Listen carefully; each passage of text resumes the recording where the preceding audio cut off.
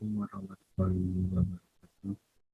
Perkenalkan saya Imam Taufik Abdani, PM 22 dari Radiojundi akan presentasikan tentang Reliability Management in Service Industry Comparative Analysis.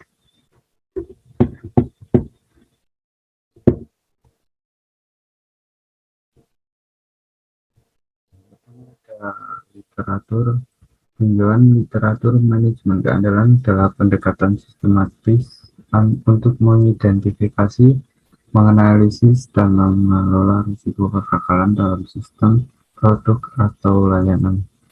Tujuannya untuk memastikan ketersediaan, keandalan, dan kinerja yang diharapkan dari suatu sistem atau produk dalam industri jasa. Manajemen keandalan menjadi sangat penting karena kegagalan dalam memberikan layanan yang diharapkan dapat berdampak negatif pada kepuasan pelanggan, reputasi perusahaan, dan hasil finansial. Lalu ada signifikansi manajemen keandalan dalam industri. Yang pertama adalah kepuasan pelanggan, yang kedua reputasi perusahaan, ketiga efisiensi operasional. Di sini ada konsep, teori, dan kerangka kerja utama yang terkait dengan manajemen keandalan. Yang pertama ada analisis keandalan, prediksi keandalan, perawatan preventif, dan perawatan terencana. Keempat, pengujian keandalan, dan yang ketiga peningkatan keandalan.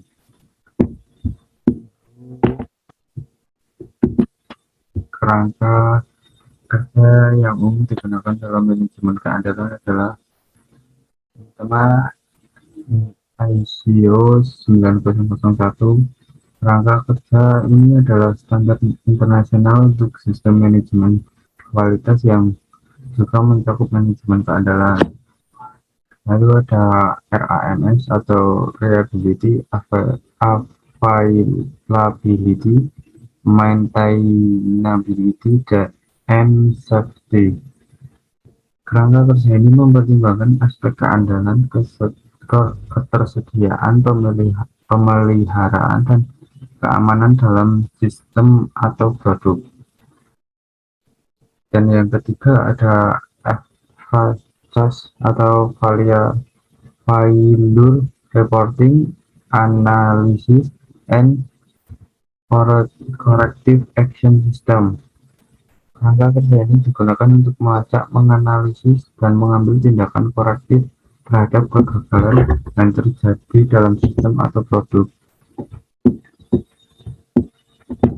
Pemilihan organisasi layanan.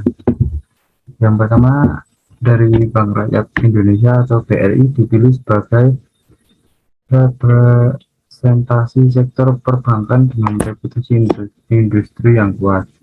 Dan yang kedua ada BCA atau Bank Sentral Asia. Sektor perbankan. Alasan pemilihan BCA adalah karena perusahaan ini memiliki reputasi industri yang sangat baik di sektor perbankan di Indonesia. Ketiga, analisis praktik manajemen keandalan. Bank Rakyat Indonesia atau BRI mengelola keandalan layanan melalui sejumlah praktik dan strategi yang meliputi penyampaian layanan, dukungan pelanggan, penanganan keluhan, dan pemulihan layanan. Berikut ini adalah beberapa contoh bagaimana BRI mengelola keandalan layanan. Yang pertama ada penyampaian layanan, kedua dukungan pelanggan, ketiga penanganan keluhan, keempat pemulihan layanan. Dan Bank Rakyat Indonesia atau BRI telah mengadopsi beberapa strategi kebijakan dan prosedur untuk memastikan tingkat keandalan yang tinggi dalam layanan perbankannya. Berikut adalah beberapa contohnya. Yang pertama, investasi dalam infrastruktur dan teknologi. Kedua, pemeliharaan rutin dan pengujian. Ketiga, penerapan standar keamanan yang tinggi. Keempat, pelatihan dan pengembangan karyawan. Dan yang terakhir adalah manajemen risiko yang efektif. Bank BCA atau Bank Sentral Asia merupakan salah satu bank terbesar di Indonesia yang telah mengadopsi praktik manajemen keandalan yang kuat untuk mengelola layanan mereka. Berikut ini adalah beberapa langkah yang diambil oleh BCA dalam mengelola keandalan layanan mereka. Yang pertama, infrastruktur teknologi yang handal. Kedua, sistem pemantauan dan peringatan dini. Ketiga, dukungan pelanggan yang responsif. Keempat, penanganan keluhan yang efektif. Kelima, pemulihan layanan yang cepat. Keenam, pengembangan dan peningkatan layanan. Yang keempat ada analisis dan perbandingan. Bank BCA atau Bank Sentral Asia dan Bank BRI atau Bank Rakyat Indonesia adalah dua bank terbesar di Indonesia yang praktek manajemen keandalan yang berbeda. Berikut ini adalah perbandingan dan kontras antara praktek manajemen keandalan keduanya. Menurut ukuran dan jangkauannya, Bank BRI adalah bank milik negara yang memiliki jaringan cabang yang sangat luas di seluruh Indonesia, terutama di daerah pedesaan. Bank ini juga menyediakan berbagai layanan perbankan digital. Sedangkan Bank BCA adalah salah satu bank swasta terbesar di Indonesia. Bank ini memiliki jaringan cabang yang luas di seluruh Indonesia dan juga menyediakan berbagai layanan perbankan digital. Perbandingan menurut teknologi dan infrastruktur. Untuk Bank BRI telah mengadopsi teknologi perbankan modern dan meningkatkan infrastruktur TI-nya. Mereka menawarkan layanan perbankan digital seperti internet banking dan mobile banking. Meskipun mungkin belum sekomprehensif BCA. Sedangkan BCA mengadopsi teknologi modern dan terus meningkatkan infrastruktur TI-nya. Mereka menawarkan berbagai layanan digital termasuk internet banking, mobile banking, dan layanan perbankan elektronik lainnya. Dan yang ketiga adalah keamanan. Untuk BRI memiliki kebijakan keamanan yang ketat dan berupaya melindungi data nasabah. Namun tingkat perlindungan mungkin berbeda dalam hal teknologi keamanan yang diimplementasikan. Sedangkan BCA memiliki kebijakan keamanan yang ketat dan melindungi data nasabah dengan berbagai mekanisme keamanan, termasuk enkripsi data dan perlindungan dari ancaman cyber. Keandalan dan ketersediaan. Untuk Bank BRI berupaya untuk memiliki sistem yang andal dan layanan yang tersedia. Namun pada beberapa kasus, terutama di daerah desa, ada kemungkinan adanya kendala teknis atau keterbatasan aksesibilitas yang dapat mempengaruhi keandalan dan ketersediaan layanan.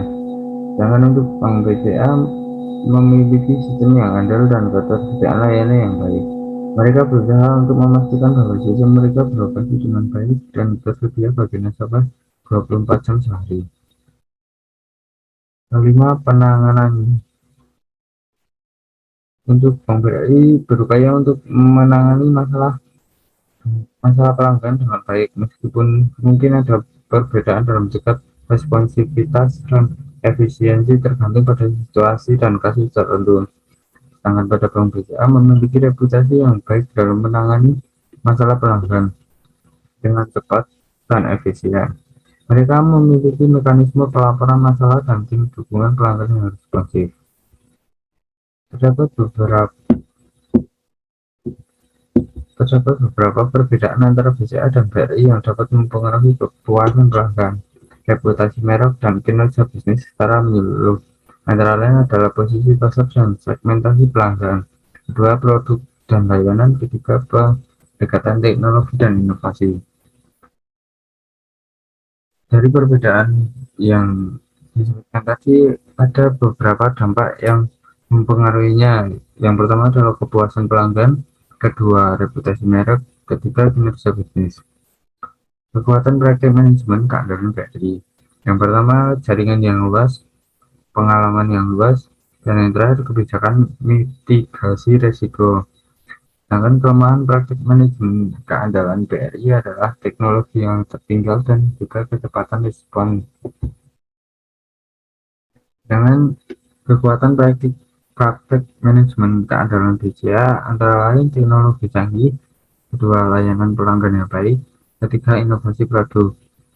Ada juga kelemahan praktek manajemen keandalan BCA. Yang pertama, terbatasnya jaringan cabang. Yang kedua, ketergantungan pada teknologi. Kelima, tantangan dan rekomendasi. Sebagai bank-bank terkemuka di Indonesia, BRI dan juga BCA menghadapi tantangan dalam menjaga kehandalan operasional mereka. Berikut ini adalah beberapa tantangan umum yang mungkin dihadapi oleh kedua bank tersebut. Yang pertama, keamanan teknologi, kedua, infrastruktur teknologi, tiga, pembaruan teknologi, yang keempat, kepatuhan regulasi, yang kelima, ketergantungan pada layanan pihak ketiga, keenam, pendidikan nasabah, dan yang terakhir adalah inovasi dan persaingan. Ada faktor umum yang dapat menyebabkan kegagalan layanan dan dampaknya terhadap kepuasan dan loyalitas pelanggan di Bank BRI dan BCA. Meliputi sebagai berikut. Yang pertama, ketidakmampuan menyelesaikan transaksi. Kedua, pelayanan pelanggan yang buruk. Tiga, gangguan sistem atau teknologi. Dan yang terakhir, keamanan dan privasi yang terancam. Ada beberapa rekomendasi untuk meningkatkan praktik manajemen keandalan dalam industri jasa. Yang pertama, penggunaan teknologi yang handal, peningkatan keamanan, pelatihan dan peningkatan keterampilan.